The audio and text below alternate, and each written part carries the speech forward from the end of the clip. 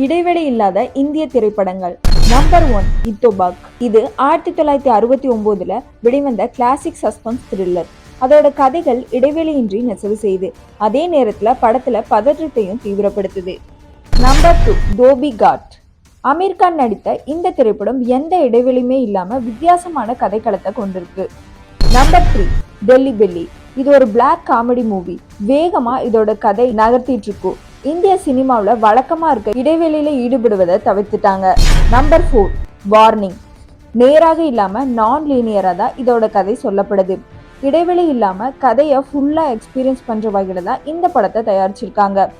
Number 5 connect. இடைவெளி இல்லாத story டெல்லிங்கா தான் இது அணுகுகிறது. அதே நேரத்துல தொழில்நுட்பங்கள்னால மனிதர்களுக்கு வர தாக்கத்தையும் ஆராய்கிறது. Number 6 dropped. இது தனிமை மற்றும் விரக்தியின் உணர்வை தீவிரப்படுத்துறதுக்காக இடைவெளி இல்லாத ஒரு சர்வைவல் டிராமாவை எடுத்திருக்காங்க. இந்த மாதிரி இன்ட்ரெஸ்டிங் நம்ம சேனலை மறக்காம சப்ஸ்கிரைப் பண்ணிக்கோங்க. நன்றி.